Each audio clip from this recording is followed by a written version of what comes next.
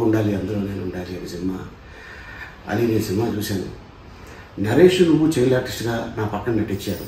మీ ఇద్దరు కలిసి ఈ సినిమాలో చేయటం అనేది నిజంగా చాలా ఆనందకరమైన విషయం.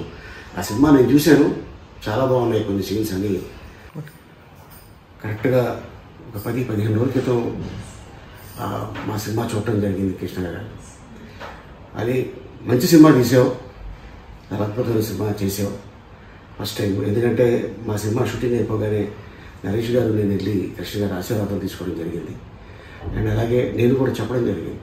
ఆయన క్లాప్ ఇచ్చిన ఒక సినిమా గురించి చెప్పిన బాగుందంటే బాగుందంటారు, లేదు అంటే మొహం మీద చెప్పే వ్యక్తి ఆయన కృష్ణ గారు.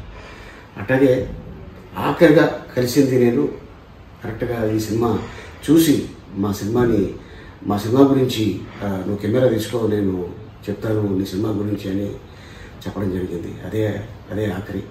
అంటే ఒక సెలబ్రిటీని నేను కలిశాను అంటే 15 రోజుల క్రితం, అది కృష్ణ గారే పెద్దలు. అండ్ ఈ రోజున వారు మన మధ్యన లేకపోవడం అనేది నిజంగా చాలా బాధాకర విషయం.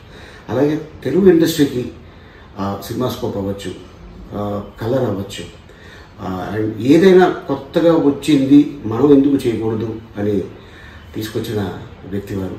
అండ్ ఆయన డైరెక్టర్, హీరో, నిర్మాత, మంచి ఫాదర్, ఒక మంచి హ్యూమన్ బీయింగ్. ఎవరైనా చిన్న నిర్మాతలు చిరిగిపోతే మళ్ళీ నేను సినిమా చేస్తాను అని పిలిచి చేసిన మహానుభావుడైన కృష్ణ గారు. సో ఇదేమైనా ఈ రోజున మన మధ్యన లేకపోవటం అనేది నిజంగా చాలా బాధాకరం. యాక్చువల్గా చెప్పాలంటే సీతాకోకచిలుక సినిమాలో అవకాశం రావడానికి కారణం కృష్ణ గారు, విజయేంద్రమయ్య గారు. అది ఎట్లాగంటే నా 7వ సినిమా సిరిమల్లె నవ్వింది, అది విజయేంద్రమయ్య గారి డైరెక్షన్లో కృష్ణ గారు, సుజాత గారు, రావికొండరావు గారి కొడుకు వేషం ఆ సినిమాలో నేను చేయటం జరిగింది.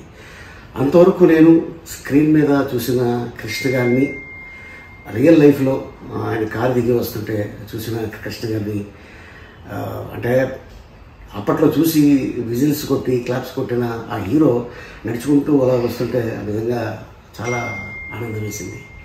అండ్ నాకు సీతాకోకచిలుకలో అవకాశం రావడానికి కారణం సిరిమల్లె నవ్వింది సినిమా ఏడుదు నాగేశ్వరరావు గారు చూసిన తర్వాత ఫలానా ఆలి అని ఒక కుర్రోడు ఉన్నాడు అని వాళ్ళ దగ్గర నా నెంబర్ తీసుకొని ఆ కంపెనీ వాళ్ళ దగ్గర అక్కడికి రాజమండ్రికి కాల్ చేసి నన్ను మద్రాస్కి పిలిపించడం జరిగింది. దాదాపు కృష్ణ గారితో ఒక 20 నుంచి 25 సినిమాలు నేను యాక్ట్ చేయడం జరిగింది. ఆయన పక్కన ఎప్పుడున్నా కూడా సినిమా గురించి, అట్లాగే టెక్నీషియన్స్ గురించి, ఏ డైరెక్టరు ఎంత అద్భుతంగా మెసేజ్ ఇచ్చారు అంటే ఆయన సినిమాలు యాక్ట్ చేసింది కాక ఇంకా బయట సినిమాలు కూడా చూసి మంచి మెసేజ్ ఇచ్చిన ఒక మహానుభావుడైన కృష్ణ గారు.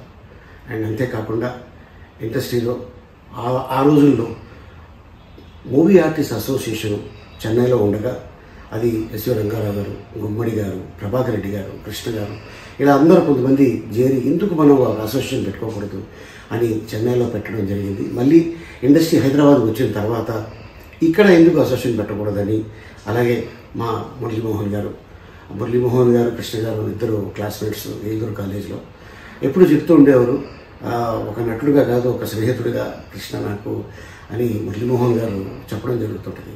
సో ఎక్కడ కనిపించినా కూడా చాలా ఆప్యాయతగా ఏంటని ఎలా ఉన్నావు, బాగున్నావా, ఏ సినిమాలు చేస్తున్నావు, ఎవరితో చేస్తున్నావు అండ్ అలా. అంతేకాకుండా మహేష్ బాబుతో చేసిన సినిమాలు నేనైతే యువరాజు, వంశీ, పోకిరి, కలేజా, శ్రీమంతుడు, ఇంకా 2-3 సినిమాలు కూడా మహేష్ బాబుతో కలిసి యాక్ట్ చేయడం జరిగింది. అండ్ ఏదేమైనా ఈరోజు ఇండస్ట్రీ ఒక మర్చిపోలేని రోజు ఈ రోజుది. మన మధ్యన వారు లేకపోయినా నిరంతరం ఈ ఇండస్ట్రీకి వారి ఆశీర్వాదం ఉండాలి. వారి కుటుంబానికి, నరేష్ గారికి, అందరికీ నా ప్రగాఢ సానుభూతి చెప్తున్నాను. నమస్కారం.